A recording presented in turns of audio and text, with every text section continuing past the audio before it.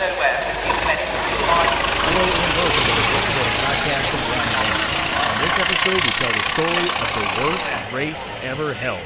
The 1903 Paris to Madrid Rally was the biggest calamity ever seen on four wheels, cars that were too fast, crowd control that was too lacking, and ultimately a death toll that was too staggering to continue after the first day. A wild story from 1903. This episode of the Dorkomotive Podcast is being presented by Nitroactive.net. Nitroactive.net carries the best in nostalgia West Coast dragstrip t-shirts as well as hot rod and car culture t-shirts from places like Moon Eyes, Laid Back, Lucky 13, SoCal Speed Shop, Hollywood Hot Rods, and more. They also have a massive inventory of vintage collectible hot rod, carcraft, hop-up, popular hot rodding, drag racing, superstock, and drag illustrated magazines, as well as classic and vintage photos. Visit nitroactive.net for all your vintage hot rod and drag racing needs. Use promo code DORK and checkout and save 10% on your next purchase at nitroactive.net.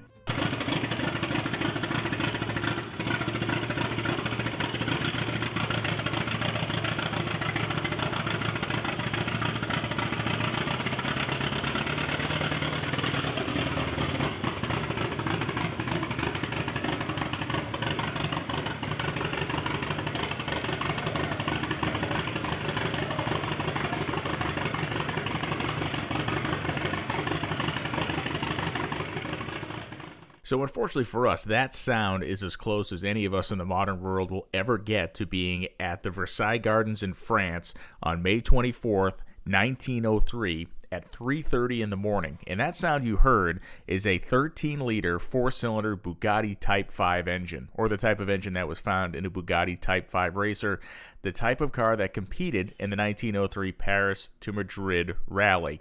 And as I mentioned, the race started at 3:30, basically 3:45 in the morning. We'll get to all those details about an event that I have called the worst race ever held, and it kind of is. There are races that have a higher body count. There are races that have perhaps a little bit more modern, infamous reputation, but when it comes to an event that was just a complete and utter calamity, to the point of it almost being comical because we're 117 years removed from it at this point, it really doesn't get any better or worse than this Paris to Madrid rally.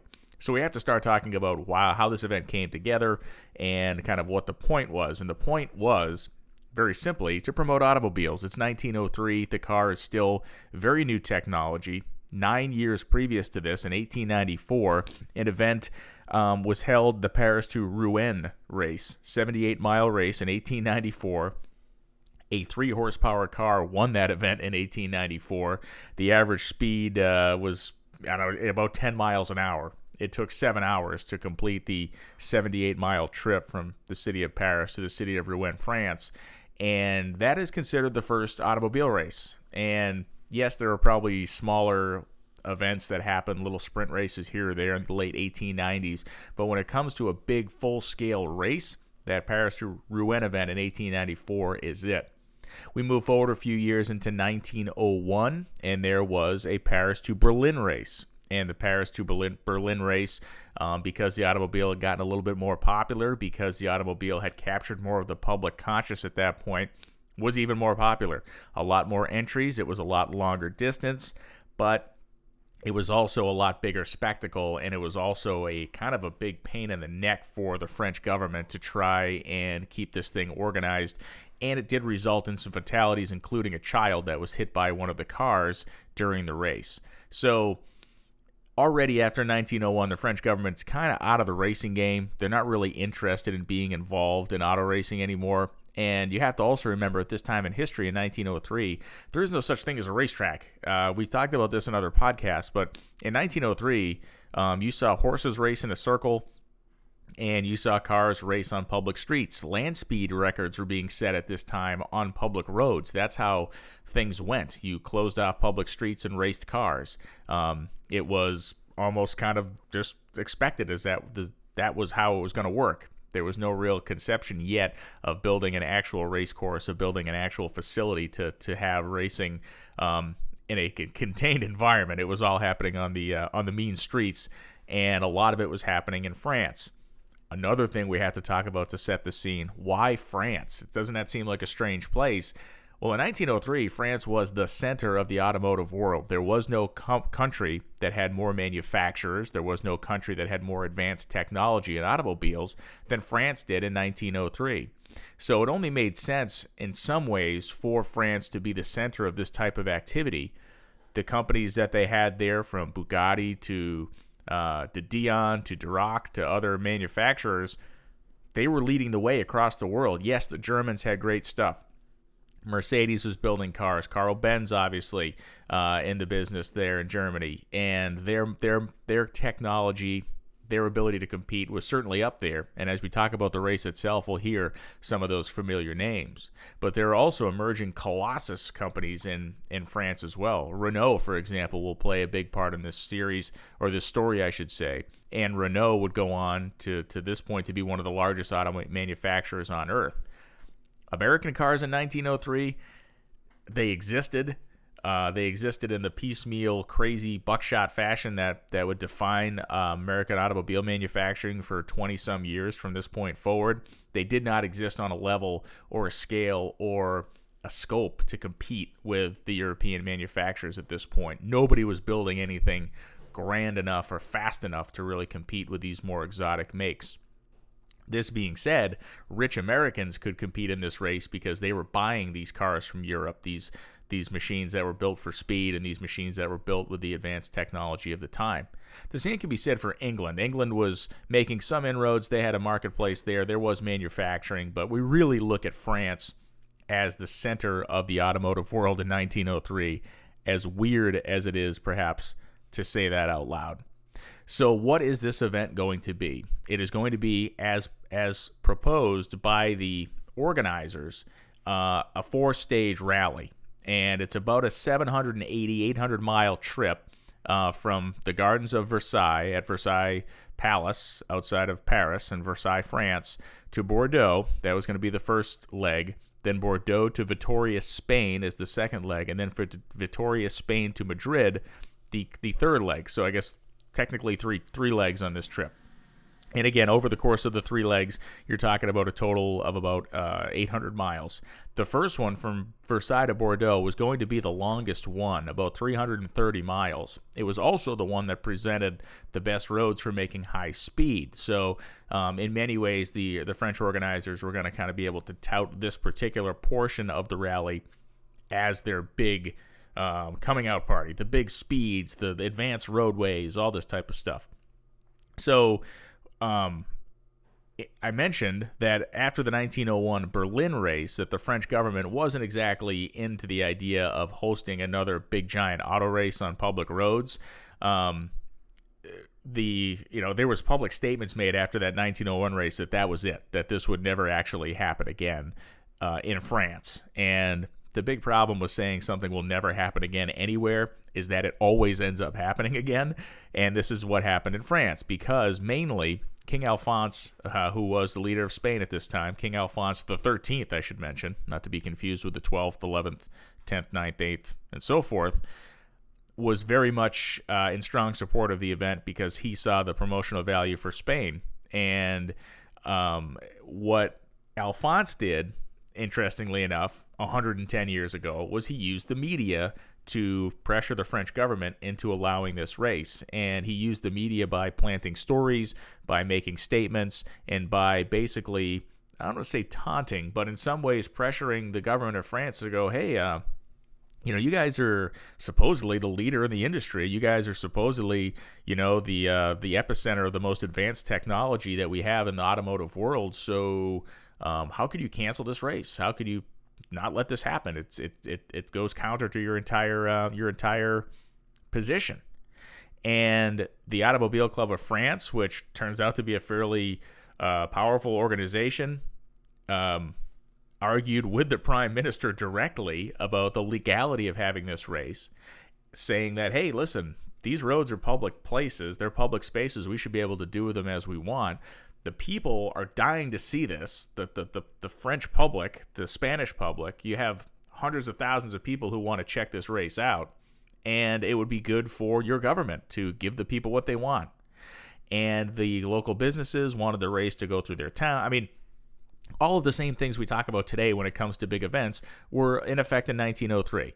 It was the balance of the inconvenience of closing the roads, the inconvenience of having these big crowds show up at places versus the positive economic impact of it, the positive social impact of it, the, giving the people something to see basically for free. Your government allowed this. This is a great idea. You're supporting your manufacturing base. It is all the same political type of stuff that we talk about in 2020, but it was going on in 1903 as well.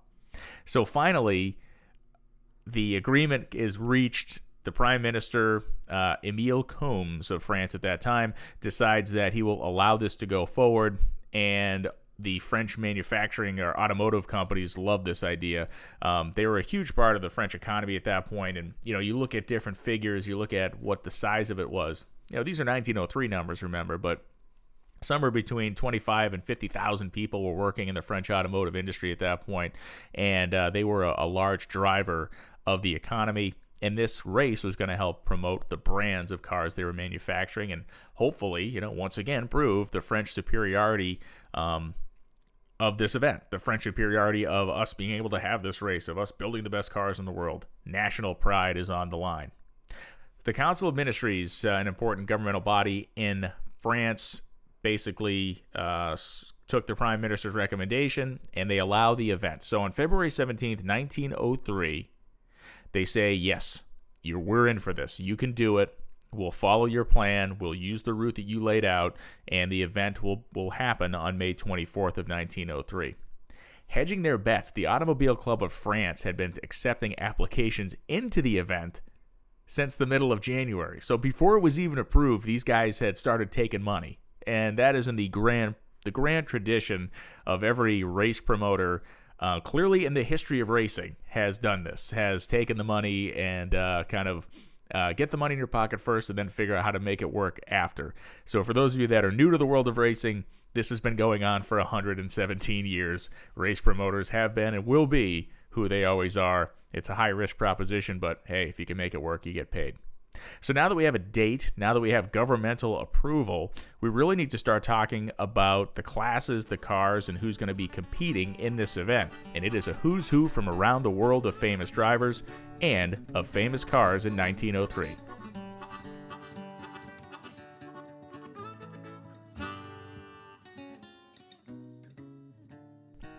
So understandably, there was a massive amount of excitement about this event, and the fact that the Automobile Club of France had already begun collecting entry fees about a month before they even got permission to have the race kind of illustrates that fact. And the other thing to think about here is 315 cars were entered, or 315 people were entered. And we'll get to how many showed up when the race starts, but 315 racers enter the event, and the event was broken into 4 different categories. There was a class for cars that were under 400 kilograms, voiturettes. So in French we call a car a voiture. So the voiturettes were the little small tiny light cars, and these were not sports cars of the day, but these were like the common cars. These were the buggies, really, if you will, which almost like in Baja racing, the guys that still race the stock Volkswagens 1,000 miles through the desert, like the voiturette class in this event, really to me is the one that stands out as like the most hardcore. Yes, there were the slowest things there, but also they had no amenities. Most of them were probably steered with a tiller. You're talking stuff that made 3 to 5 horsepower tops, maybe 10 on a good day. That was pretty wild. The next class up was cars that weighed 400 to 650 kilograms. And again, now we're talking touring cars. We're talking more luxurious, robustly built, better stuff. Not the complete little horseless carriage really that the voiturette class would show off. There were 54 motorcycles entered. Again, motorcycles huge. Bicycling, still a global phenomenon in 1903. Bicycle racers were among the most famous and well-paid athletes in the world at this time. So motorcycles were capturing the public attention almost as rapidly as automobiles were. And finally, the biggest class, there was 88 entries in the 650 to 1,000 kilogram car class.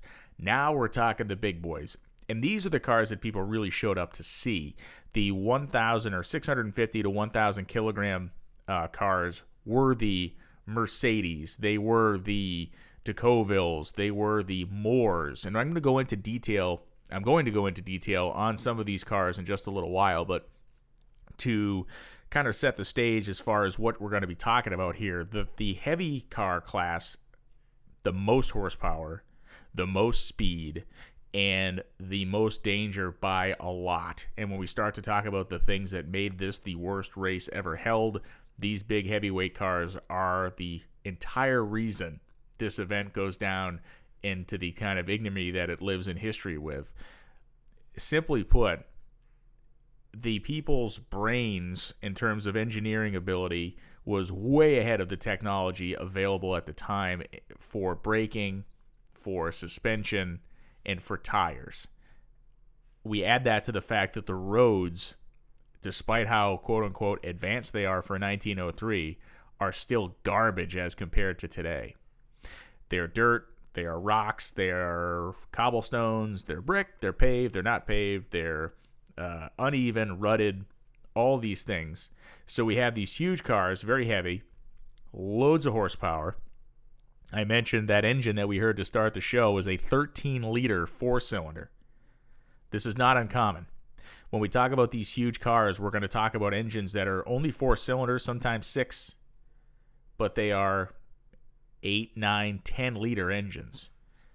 They don't rev for anything because the pistons are so enormous and heavy that they can't turn revs because the whole thing would fly apart. But when you have stroke, these engines that have stroke of 6 inches plus, they make such ginormous amounts of torque that even at low RPM, they can make a lot of speed with gearing. And these are chain-driven cars, of course, of that era, 1903. So when we talk about a transmission and shifting gears, ultimately we're talking about chain drive on the rear axle. And some of the big developments are direct drive for these cars in high gear. And that direct drive is what we're going to talk about in a little while when we get to speed. In terms of entering the race, the cost to enter, 50 francs if you're entering a voiturette class or motorcycle entry, and up to 400 francs. And interestingly, the heavy cars were basically, you paid on weight. So again, the 50 francs, motorcycles, the voiturettes, the 400 francs, if you had the heaviest car available, if you had a 1,000-kilogram car, you had to pay the 400 francs. If it was lighter than that, you got a little bit of a break. But the cool thing also about the heavyweight class is that they were the only classes that were allowed to have a driver and a riding mechanic. So, and at the time, the common language for this was you had a chauffeur, the driver, and you had a machinist that was the mechanic. That was kind of the way that these people were described. When you read the vintage reports of races at this time, especially this one, you hear about chauffeurs and you hear about mechanic or machinists, and the machinist is the riding mechanic. The mechanic could not weigh less than 60 kilograms.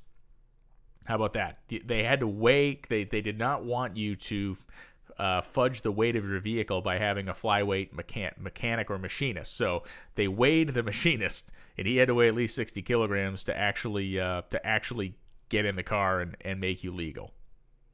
I mentioned that the race was planned to be started at the Gardens of Versailles, at Versailles Palace, a very stately, gorgeous place. Had the chance to visit there a decade plus ago while on a trip to Europe, and it's an amazing place. And I had no clue at the time that there was any sort of an automobile race ever held or started on the grounds. But when you've been there, or just go look at photos, you get the whole picture about just the grandeur of this location and why it kind of makes some theatrical sense to start this event, which was billed as kind of the race to end all races. This is undoubtedly, in 1903, the largest, the most elaborate, and in some ways the most important automotive event ever held. Outside of, Henry Ford building his first quadricycle or some other very small things that are happening around the globe, in terms of a global spectacle, this is it.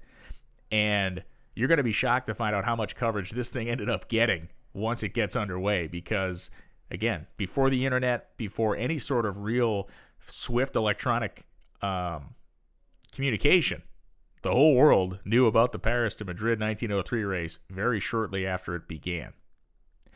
Speaking of beginning, the way that the race was planned to start is just like in normal rally racing. The competitors were planned to be released one at a time, one car leaving every 2 minutes.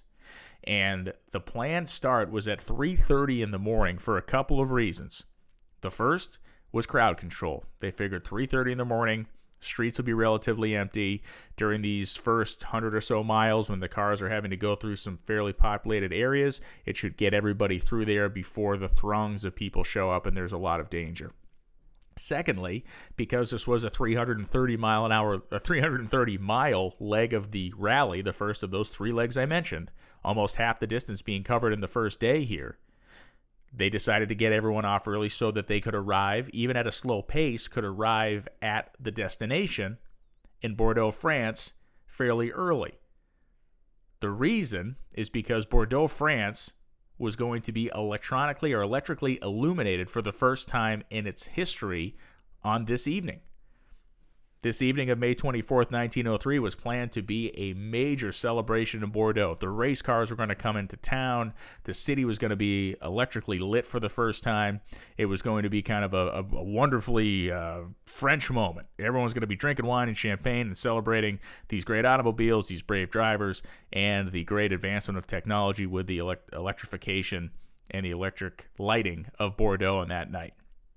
A couple things that never happened. One, the city never got lit that night. 2, the vast majority of people never made it to Bordeaux. And 3, all the plans that the race organizers had made went completely pear-shaped starting at about 3:30 in the morning on May 24th, 1903. The second this race was about to start, its fate takes a turn for the absolute bad.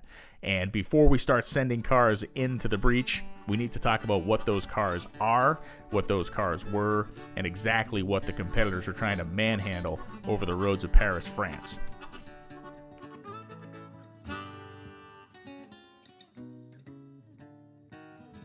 So I'm certainly not going to get into every one of the various weird models that were competing in the event, but I feel like giving a few examples of the cars that kind of make up the general sense of each of the 4 categories is important, so you understand what these guys were racing through the streets of France to try to get to Bordeaux, and then, of course, on to the second leg, and then the third leg ending in Madrid. Starting with the motorcycle category, typically in 1903, when we talk about a motorcycle, we are actually talking about little more than a bicycle frame, maybe of slightly larger stock, with a gas tank and a single-cylinder engine that is producing somewhere between 2 and 4 horsepower. Peugeot entered a racing motorcycle, so the factory Peugeot entry had a 2-horsepower engine on it, and it was no suspension, very narrow tires, bicycle handlebars. It was a motorized bicycle, and it was, as the factory entry from one of the largest companies emerging in France, probably one of the more advanced machines in that class of competition. So if you're on a motorcycle, you're talking about 2 horsepower and no suspension other than the 2 little valve spring size springs underneath your fanny on the seat. We move into the next rung up, the voiturette category that I mentioned. We're going to talk about a Renault. So when we talk about how small this and how light these voiturette or mini cars were in this category, these things weighed like 400 to 500 pounds. They were quadricycles. They were basically 4 bicycle tires, a tiny engine, and barely enough room for 2 people to sit on. 1 to 2 cylinder engines, horsepower ranging from 3 to 6 on the upper end, 3 to 8 maybe on the really pushing it end. And for instance, Renault entered this category and had some success. There was a lot of manufacturers of these voiturettes because they were cheap and they were a volume seller. You can imagine there's a balance to everything. So if you have these manufacturers making the huge high-performance, high-horsepower luxury cars, you have to have somebody on the other end of the scale making these very small machines that were basically runabouts. They were not designed or intended to be driven 800 miles, maybe even in their lifetime, let alone over the course of a 3-day racing event. So those, as I mentioned before, outside of the motorcycles, probably the most punishing category in this event would be that for the mini cars because they were so light. Everybody's wide open to the elements, and they were absolutely barge slow. Now we can talk about the second to highest rung of the category. Those cars that have more weight, have more substance. We'll use the 1903 de Dion Bouton as the example here. And the de Dion was a really nice car, and this company developed a lot of really neat stuff over the course of its life. We don't really talk about de Dion much in the world of 2020, but the de Dion style rear axle that they developed over the course of their existence was used in race cars for decades into the 1960s, and sports cars used the de Dion style axle for many, many years. But this car is typically what we, in your mind's eye, you can see as a touring car of the early 1900s. And for those of you that aren't familiar with this era in history, kind of picture a Model T. That's really what we're talking about when we talk about a touring car of this period. Open top, kind of that tub-like area where the driver and passenger are. Likely a four-seater. There's likely room behind them. Squared-off hood, spoked wood wheels, all that kind of stuff. So use that as your visual reference when we talk about this car. Two-cylinder engine, 12 horsepower. And you're looking at a top speed of somewhere in the 30 to 40 mile an hour range, maybe 50, depending on if any of the factory works cars had been kind of hopped up a little bit. They had suspensions underneath them. They had rear wheel brakes only. That'll be a common theme here. And really the middle class, upper middle class car of the day. You knew you were kind of somebody that had a little bit of money if you could afford a car like a de Dion, because it was, nicely finished. It was, you could cruise by the people in the little Renault Voiturette and kind of laugh at them as you drove by with your nice full-size automobile. Then we move into the heavyweight category. These are the cars that weighed up to 1,000 kilograms. And I'm going to give you two examples here. 1903 Mercedes. This is a 9.2-liter four-cylinder, so 567 cubic inch four-cylinder engine, 60 horsepower at 1,150 RPM. That is 1,150 RPM. As you can imagine, huge heavy pistons, really long stroke, absolutely no ability to RPM because of the weight of the rotating assembly in these engines. And really everybody's just kind of learning how to make internal combustion engines last for any amount of time at this point in history. So the car weighed 2,200 pounds, rides around on semi-elliptic springs, so it's very bouncy, as all cars are in this time period, and manual rear brakes only. The theory on having rear brakes only in these cars was that you needed the front wheels to be turning when you were braking. It was too dangerous to have front brakes because, as we all know, like on a bicycle, if you grab that front brake too hard, the front wheel skids and you wipe out. So the theory was, hey, we're going to put the brakes on the rear axle, which allows steering can be done when this is happening. A lot of these cars also had a driveline brake, so there was a brake on the driveline and there was a brake on the rear axle. The problem here is that these were manual brakes. Normally the driveline brake was operated by a foot pedal, and the rear brake was operated by a hand lever to give the driver a lot of mechanical advantage to set those brakes.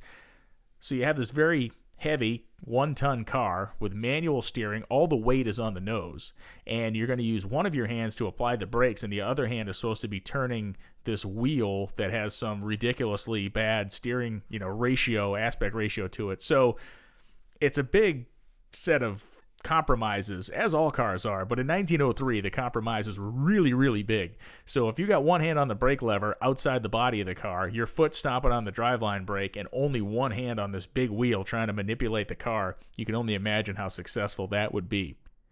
The last example of cars we're going to give in this race, the 1903 Mors, and that's M-O-R-S. And I encourage you to do a Google image search of a 1903 Mors to really get a picture of what this was, because not only was it one of the most successful cars in the race, but it was certainly one of the most unique. The body was shaped like a giant upside-down canoe. And I mean that it literally looks like they took a huge canoe, flipped it upside down, and set it down over top of an automotive chassis. The wheels kind of stick out to the sides. The radiator, which is this kind of bizarre contraption, is kind of down under the front of the car. And the Mors was the creme de la creme of this event. 4-cylinder engine, 11.5-liter 4-cylinder engine. Okay, so we're talking way more than 600 cubic inches. 70 horsepower at 1,100 RPM, so it was the biggest, most muscular thing. Weighed 2,500 pounds, so it came in right about that 1,000 kilogram maximum. and of course, rear-wheel brakes only. The Moors factory entered there are a few Moors cars entered in this race, and we're going to talk more about the Moors as we get into the racing action.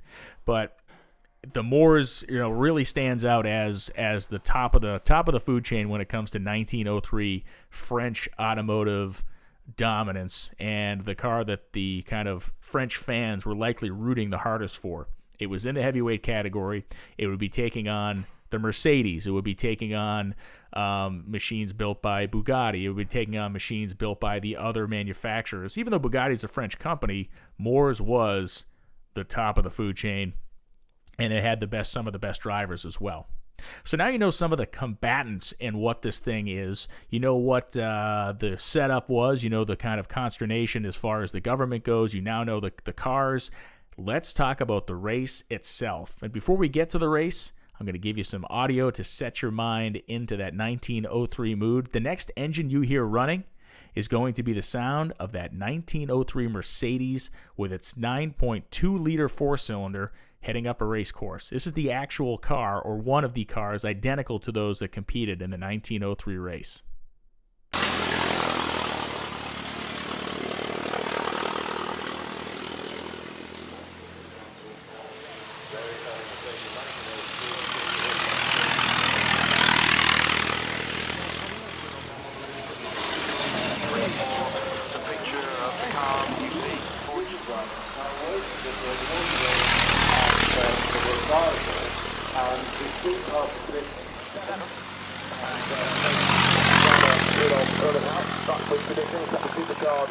This episode of the Dorkomotive Podcast is being presented by NitroActive.net. NitroActive.net carries the best in nostalgia West Coast dragstrip t-shirts as well as hot rod and car culture t-shirts from places like Moon Eyes, Laid Back, Lucky 13, SoCal Speed Shop, Hollywood Hot Rods, and more. They also have a massive inventory of vintage collectible hot rod, carcraft, hop-up, popular hot rodding, drag racing, super stock, and drag illustrated magazines, as well as classic and vintage photos. Visit NitroActive.net for all your vintage hot rod and drag racing needs. Use promo code DORK and checkout and save 10% on your next purchase at NitroActive.net.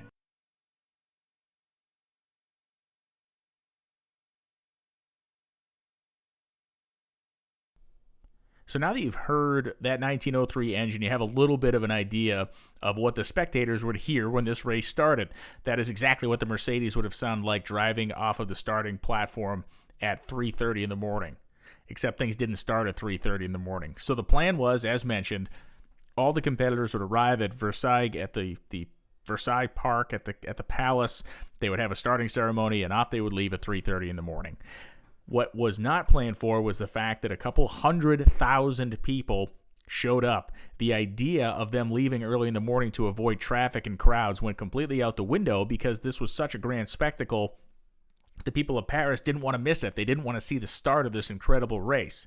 So as the competitors are starting to form up, it's taking a long time for people actually to get their way through the crowd and actually get to the lineup area where things are going to get going. And there's a British guy named Charles Jarrett who is driving a car that has been, for whatever reason, picked to be the guy who's leading off. He was probably the first guy to enter the race. He's driving a Diedrich is the name of the car. It has one of those giant engines, the type of which that you effectively heard moments ago. So I'm going to read from you a first-hand account from him about starting this race and what it was like. This comes directly from Mr. Charles Jarrett and was written in 1903, very shortly after the event. And I quote, "Picking my way carefully through the thousands of sightseers in Versailles, I arrived at the park from which the start was to take place and got to the front of the long line already formed. The thousands assembled to see the start had availed themselves of every possible point of vantage, and a dense, living mass filled the road right through the park. The rising of the curtain on the last great act of road racing of the old style was dramatic and inspiring, with a vast concourse assembled to witness it. And unhappy as I was when I considered my own chance of winning the race, it was nevertheless a thrilling moment when taking my place, the very first car to start, with hundreds to follow me to Madrid. Denif was the number 2 starter, and Louis Renault number 3. Those of us in front decided that it was too dark at 3:30, this time fixed for the start. So as a respite of further 15 minutes was granted before dispatching me. I asked what would happen to the swaying mass of people blocking the road when I started, and the only answer I received was a shrug of the shoulders and a reply that they would clear soon enough once I got going. The soldiers intended for keeping the course clear were swallowed up in the huge concourse of spectators, and disorder reigned supreme. 3:45 at last. On with the switch, and away went the motor. 100 handshakes and a mighty roar from the crowd, and I was off.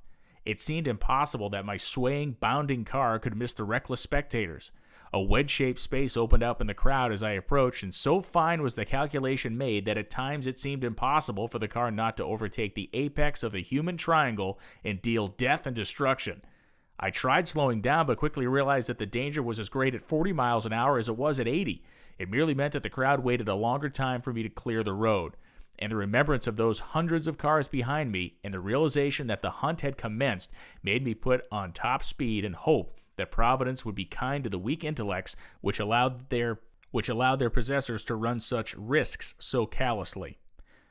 That the starting note from Charles Jarrett, the first man off the podium at the 1903 Paris to Madrid race. It would not get better from there. It would only get worse. And it took hours and hours to get people out of Versailles and on the road. Many more hours than was actually predicted. So when we think about this, you have competitors that are already chomping at the bit to leave. They've been waiting hours to actually get away from Versailles, and now they're on the road in these massive cars, and they are hurtling through crowds of people. And when I say hurtling through crowds of people, at times I mean hurtling through crowds of people. The reason that this race became such a disaster was because of the amount of death and destruction that was wrought in just a single day of competition. These cars, as mentioned by Jarrett, could run up to 80 miles an hour, and they would do it with chain drive and with rear brakes only and with very little suspension technology and horrible tires that would explode at the drop of a hat if you looked at them sideways. And the carnage did not get noticed by the racers until those fast finishers got to Bordeaux. But for the spectators and for the other people that were watching this event and were driving in it, the carnage began pretty soon after many of the racers got out of the downtown Paris area. The public, because of the frenzy made by newspapers and magazines promoting the event, was just packed to the rafters, and there were a lot more of them and a lot further out on the course than many people expected. They expected as soon as they got out of Paris proper that the crowds would dissipate. Well, as it turns out, effectively the whole entire race route on this first day was lined with people.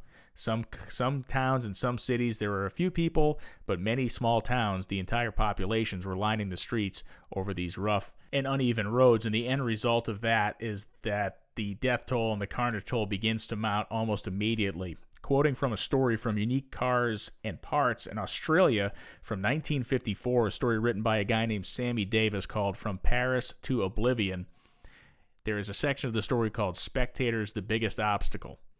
And now this is a pretty amazing way to say it. To quote Davis's story, "This was not always successful. Between Versailles and Chartres, 5 cars plunged into walls of living flesh. George Richard, swerving hard in an attempt to avoid the foolhardy spectators, hit a closed gate of a level crossing.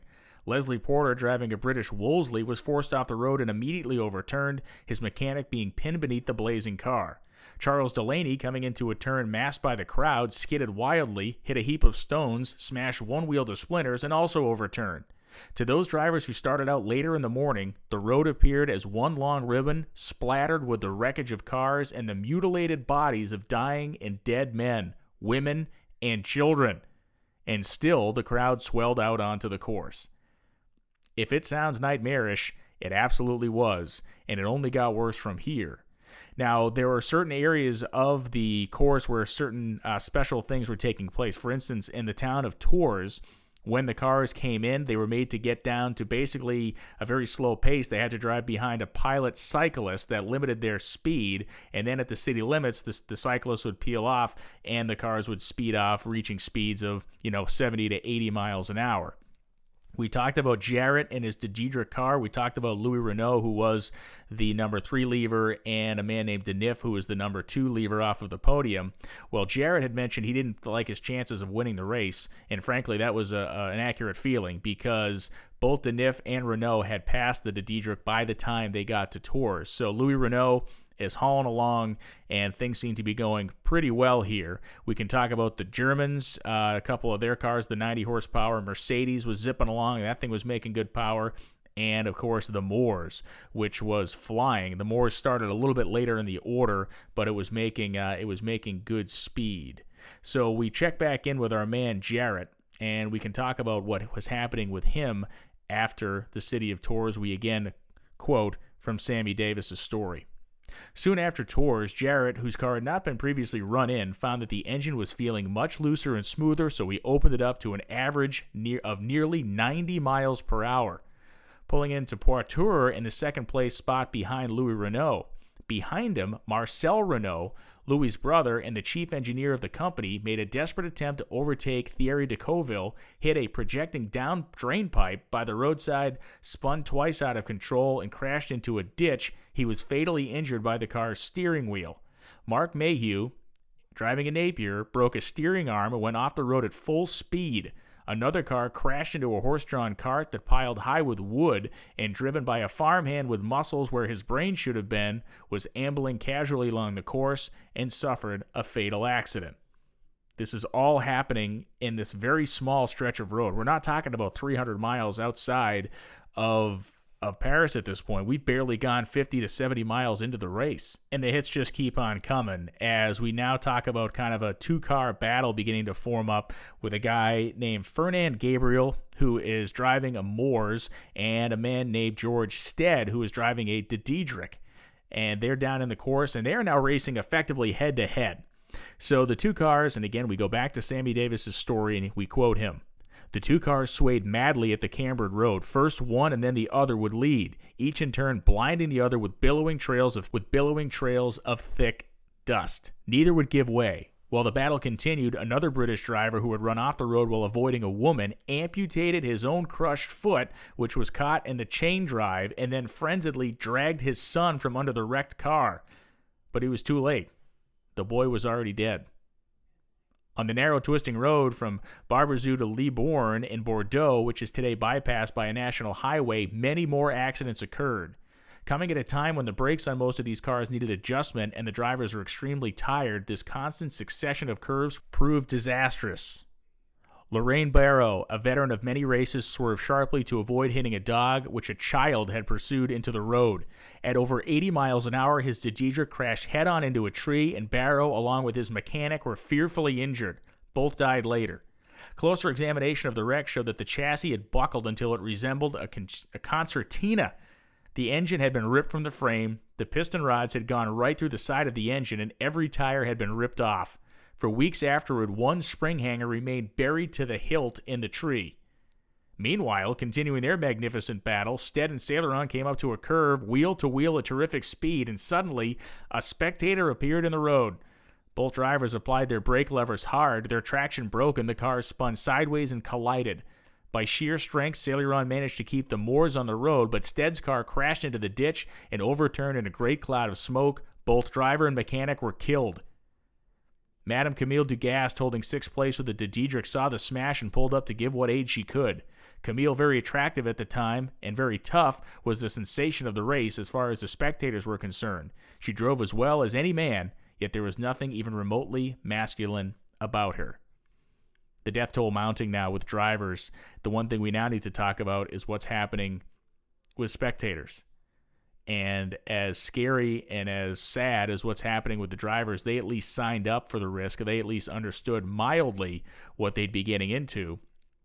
For the spectators who were completely uneducated about what cars could do, capable of, the physics of what was happening, the insane amount of energy that these cars were stored as they were hurtling by or trying to navigate the corners, they were standing behind ropes if they were standing behind anything, and they were standing on the outside of corners, and they were standing in the middle of the street, and they were trying to touch the cars as they came by, and they were being injured and dying at a very, very ghastly clip. If you think the drivers themselves were having life-ending injuries very quickly.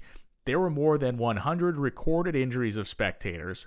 There are reports that say 200 injuries of spectators, and there are many reports saying that among the 100 to 200 injuries were dozens of deaths. Officially, the count was like 12 to 14 spectator deaths, but the news reporting was so shoddy from along the way and where these were happening, and the pressure from race organizers to suppress a lot of this information, there is no real clear-cut answer as to how many spectators got killed. But we're talking women, we're talking children, we're talking adults, we're talking soldiers.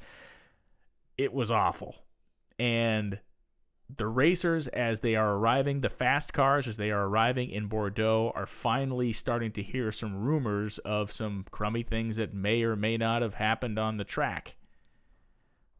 They were hearing these stories of, oh, there was an accident here, and oh, that person was hurt, oh, that person's dead. What do you mean those spectators got killed? What do you mean a child died? What do you mean a soldier got killed? The news was chasing them once they got to the finish line of this first day of racing in Bordeaux.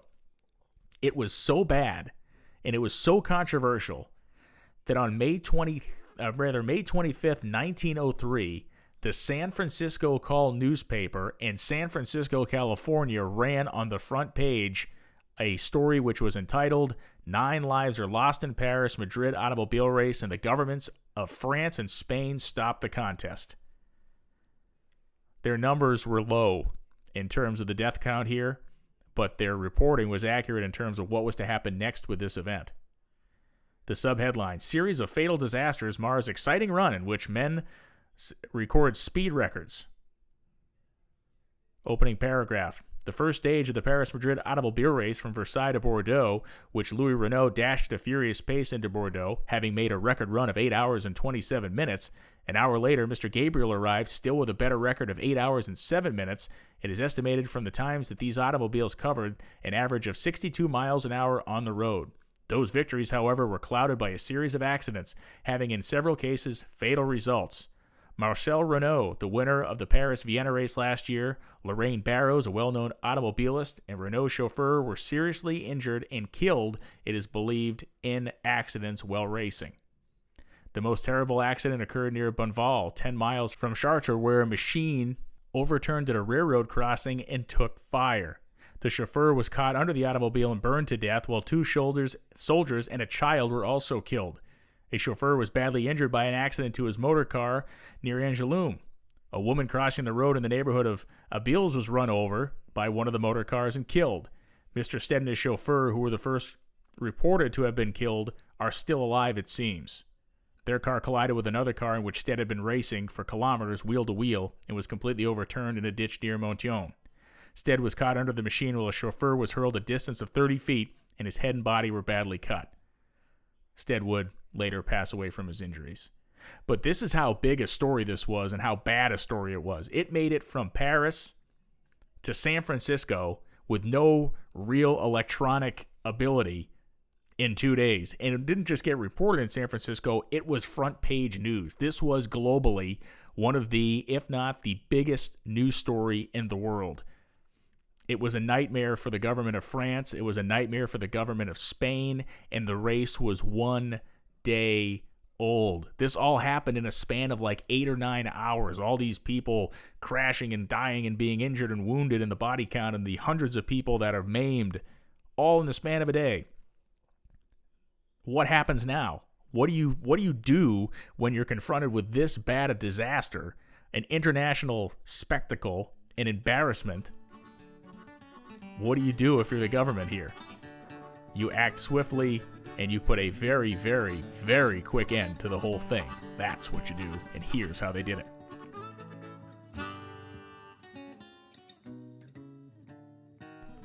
So we now kind of move our focus to Bordeaux, France. The fastest cars have made it. The drivers that have the big heavy-duty equipment that have survived without killing themselves or anybody else are in Bordeaux. And as I mentioned, the rumors of what has happened behind them beginning to trickle in.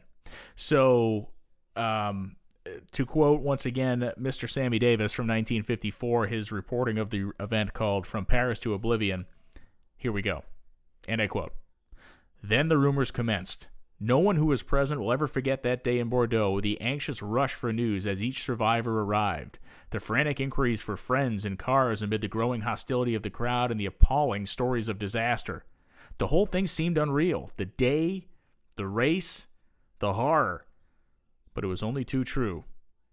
None of the drivers knew whether or not the officials would allow the race to continue, and most of them wondered if they would have the courage to go on if the next day's slaughter was permitted.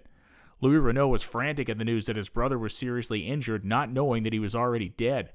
Jarrett's joy at his car's magnificent run was utterly destroyed by the news that he alone had survived out of all the De Diedrich team. The entire team was killed except for Jarrett. I mean, it's straight out of a horror movie, this thing. So what happens? And the first thing we should report on, I guess, are the results. Fernand Gabriel, the guy that was in that battle back and forth with Stead, who ended up going off the road and getting killed, was declared the winner in the Moors. So the Moors, yay, the Moors won the race. An average speed of 65.3 miles an hour. Louis Renault, 62.3 miles an hour, came in second. Another Moors, driven by a guy named Celeron, came in third. And our man, Charles Jarrett, whose report we have been referencing, was nailed or decided to be the fourth finisher. To go back to Sammy Davis. An air of indecision and doom hung over Bordeaux, but not for long.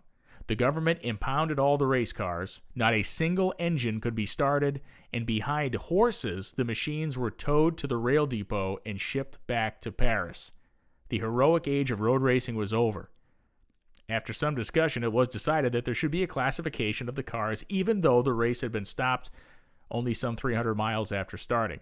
Places were figured on an elapsed time basis, and the final results were as I just gave them to you.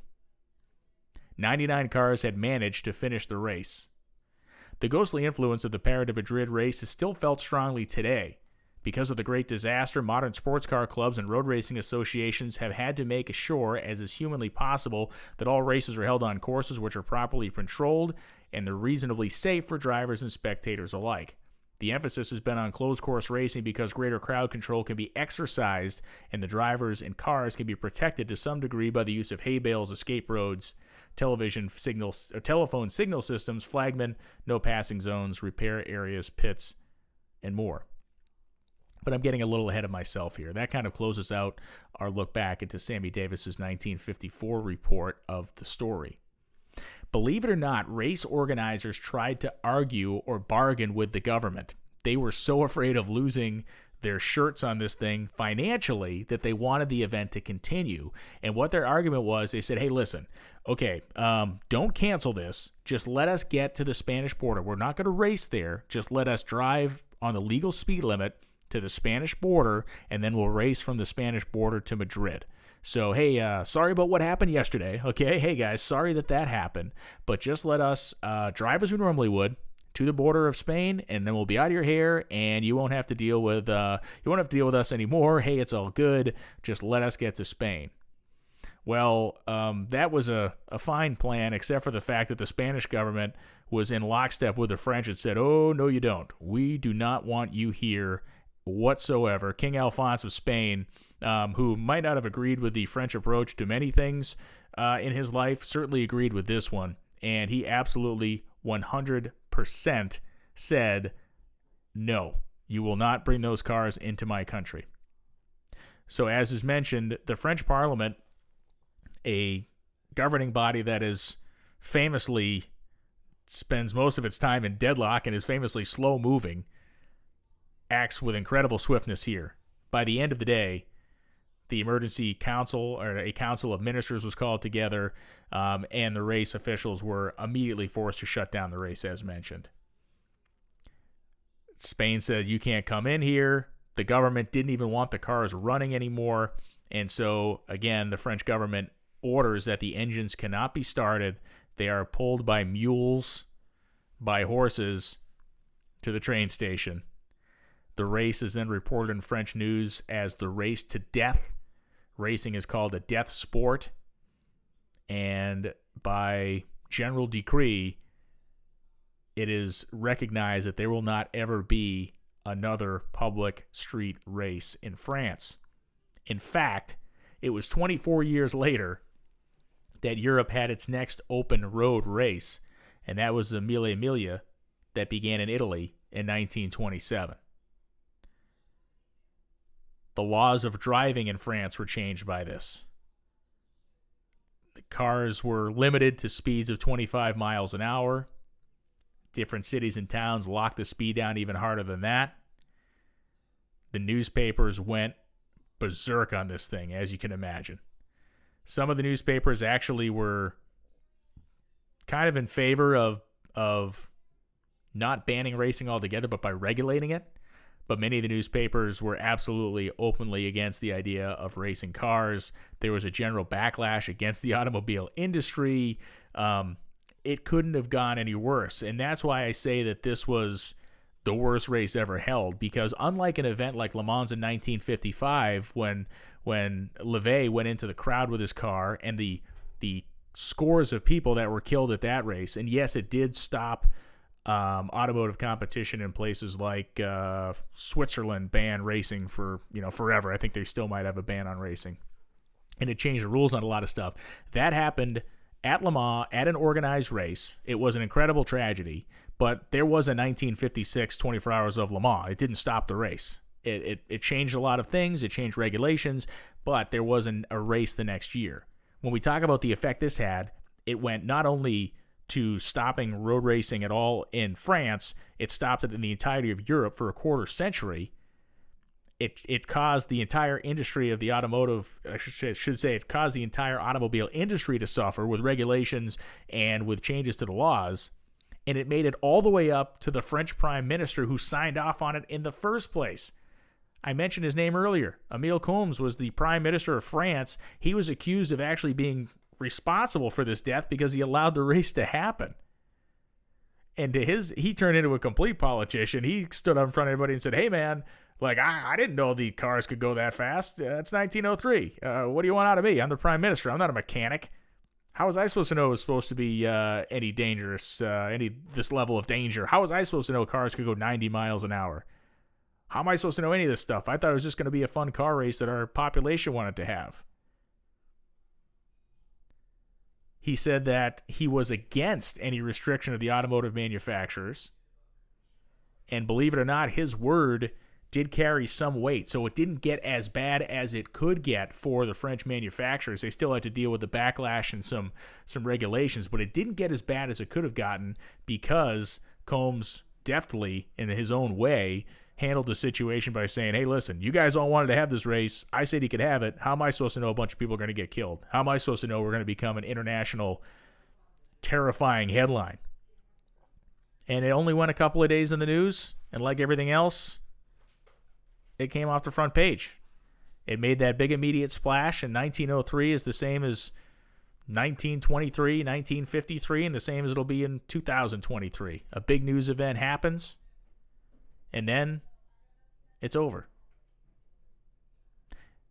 We go back now to the story the first-hand story written by Charles Jarrett about his experience and his kind of way that he experienced what happened behind him. We quote Mr. Jarrett. "I was surprised to see so many friends at the control in Bordeaux. English and French, they impressed upon me their gratification and satisfaction at my having got through so successfully. Then, with an official on my car, I made my way into town to the closed park where the cars were to be locked up until the second stage of the race the next day. A long interval took place before any other cars arrived. I made my way to the hotel and afterwards back to the control to watch the other arrivals. One or two cars arrived, but very little information was forthcoming from their drivers. They all seemed very vague as to what had happened to any cars other than that of their own. Then, in an extraordinary manner, it began to be whispered that terrible accidents had happened, but no one knew from whence these rumors had come, only everybody was uneasy and fearful. Presently, the cars began to roll in thick and fast, and the rumors were confirmed by various drivers, but instead of being accurate in detail, everything was exaggerated. Every driver had a different story until it seemed at last as if the road of passage must have been bestrewed with dead and dying. Who was killed? Who was hurt? What had happened? A feeling of horror came across all of us assembled in the control that we had participated in a great carnage, and the lack of reliable information made matters so much worse. Sharon eventually arrived, having driven a touring car in the race with ladies as passengers, as he had not been able to get his racing car in time, and from him I learned more than from anyone else. There had undoubtedly been terrible accidents, and I was horrified to learn that Lorraine Barrow instead, on their De Diedrichs, were smashed up and seriously injured and not expected to live. Barrow's mechanic having been killed on the spot, Stead had been cut down by another car and capsized at 80 miles an hour while Barrow had struck a dog, deranged his steering, and struck a tree at top speed. Marcel Renault had also been smashed, and there had been dozens of other accidents en route. Chiron said he had never seen anything like it, as the scene on the road had presented to him. Other cars came in, and stories were told an English driver driven by a novice had upset in a corner, and the unfortunate Englishman accompanying the driver had been pinned under the car, which caught fire and burned him to death. In Chalaronne, a child had dashed in front of one of the cars, and a soldier had rushed to save him.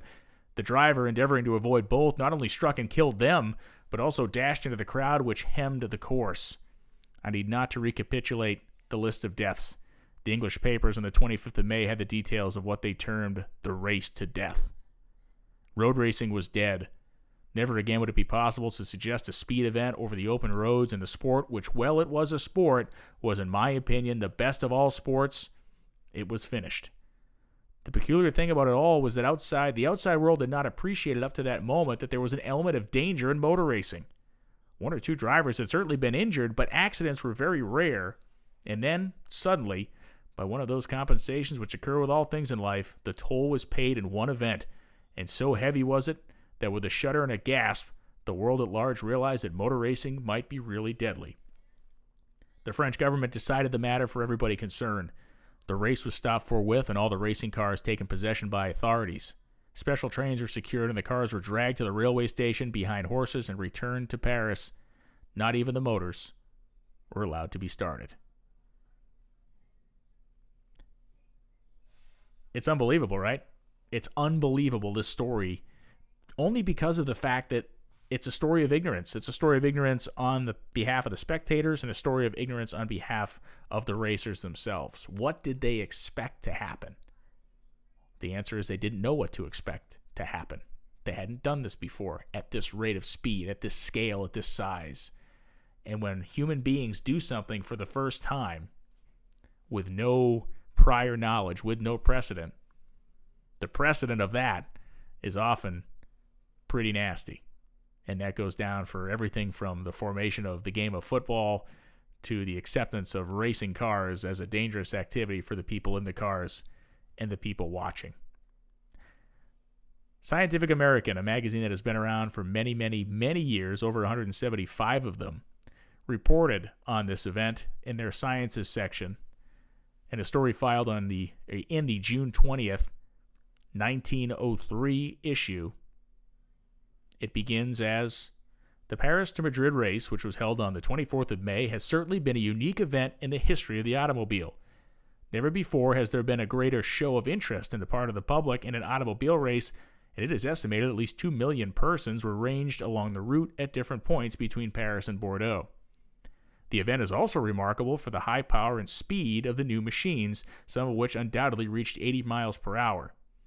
The face led off in the most brilliant manner, having no less than 220 starters, but after the finish of the Bordeaux stage, which occupied the first day, the news came of a number of serious accidents, including the death of Marcel Renault, and the race was not allowed to proceed further. As it is, however, it has been a great event, and one which will long be remembered. Those words are all true, except the great event part. It is long remembered because here we are, 117 years later, on a medium of media that no one in the age of 1903 could even conceive of thinking existed, talking about the 1903 Paris to Madrid disaster.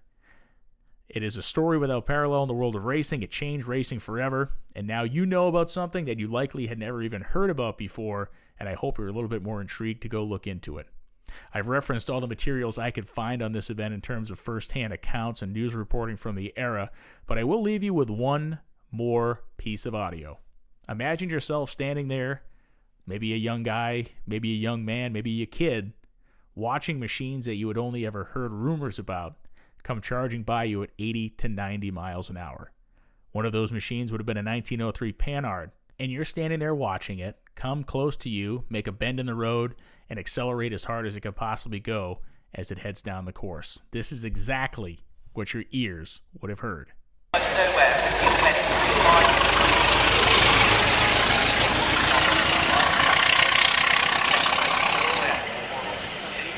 To us, it sounds like a glorified riding lawnmower, but to the excited populace in France in 1903, it sounded like the future.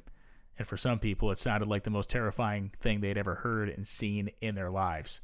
Thank you so much for listening to this episode of the Dorkomotive Podcast. Please head to dorkomotive.com, check out the website and all the features there, as well as consider hitting that donate button. I love making these podcasts. You want to throw me a couple of bucks because you enjoy listening to them? I would certainly appreciate it.